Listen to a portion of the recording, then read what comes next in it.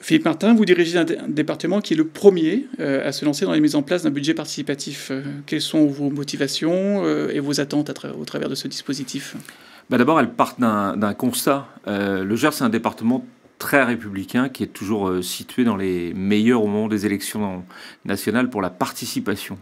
Et malgré cela, je constate une érosion de la participation et une augmentation assez incompréhensible de vote extrême. Donc en partant de cela, je me suis demandé comment on pouvait essayer de refaire du lien avec les citoyens pour que des mots qui leur apparaissent comme des gros mots aujourd'hui, l'intérêt général, l'action collective, puissent redevenir quelque chose qui leur donne envie de retrouver la confiance, notamment avec leurs élus. Et donc le budget participatif, en ayant vu ce qui s'était passé à Paris, ça m'a semblé être une façon de leur donner une part de la décision et d'instaurer ce que certains appellent une démocratie continue, c'est-à-dire qui ne se résume pas à des élections tous les 5 ans, mais qui, tout au long de l'année, permet d'établir un vrai dialogue citoyen. Je ne pense pas que le budget participatif peut résoudre à lui seul la crise démocratique de la société, mais je considère que c'est une façon de réintégrer un peu dans la République des gens qui s'en éloignaient. D'accord. Alors, je sais que c'est la première édition, je viens de le dire, vous êtes le premier département en France à vous lancer dans cette opération, donc c'est sûrement un peu tôt, mais est-ce que vous auriez déjà un certain nombre d'enseignements ou de leçons, c'est beaucoup dire, mais oui, de premiers enseignements que vous pourriez tirer de ce qui est en train de se passer, des personnes qui se sont mobilisées, du type de projet qui émerge, ce genre de choses?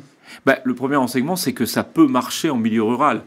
On me racontait beaucoup lorsque je me suis lancé dans cette histoire que ça pouvait marcher rue Oberkampf, mais pas dans un département comme le Gers, qui est le département le plus rural de France.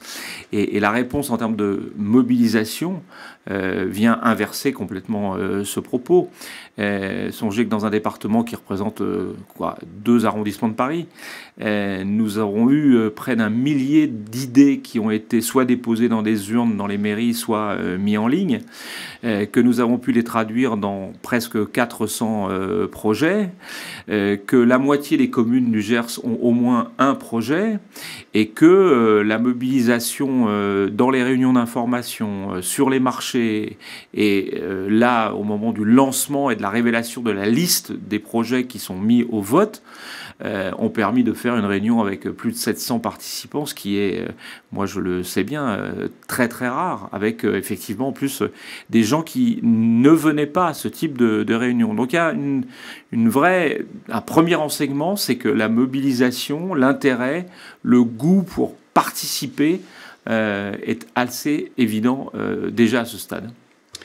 Et en tant que président d'une institution locale, il y a évidemment 2 catégories qui sont particulièrement impactées par ce type de dispositif. Votre équipe politique, vos élus, et les services, les agents. Donc comment vous sentez les choses? Quel type de démarche vous avez entreprise pour que ça se passe bien là aussi? Moi, le mot qui revient le plus chez moi au moment où on commence ce premier budget participatif, le premier dans un département, c'est celui d'une vraie fierté. Et cette fierté, elle est due à une triple mobilisation. Une mobilisation des citoyens, une mobilisation des élus, une mobilisation des agents. Mobilisation des citoyens, j'en ai parlé, c'est vraiment leur engouement pour cette procédure. Des élus dont on pouvait craindre qu'ils puissent se sentir un peu dépossédés en quelque sorte, puisque c'est les citoyens qui choisissent dans les communes où ils habitent le projet qu'ils veulent voir réalisé, mais dans la réalité des faits, ça n'est pas du tout le cas. Et puis les agents du département, les départements sont un peu perturbés par leur avenir, la métropolisation, la loi NOTRe. Les agents se demandent s'ils ne sont pas devenus maintenant simplement un guichet de l'État. Les recettes à base de fiscalité des départements sont maintenant infinitésimales et donc l'autonomie financière ne correspond pas à une autonomie fiscale. Eh bien, à ce moment-là, en tout cas, ça permet de redonner du sens à l'action publique des départements.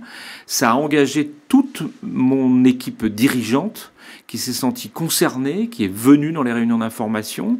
Et puis ça donne un contact direct entre les agents du conseil départemental et la population, les citoyens, ce qui n'existait pas auparavant. Donc je vois là aussi une forme de nouvelle donne pour l'administration départementale. Merci.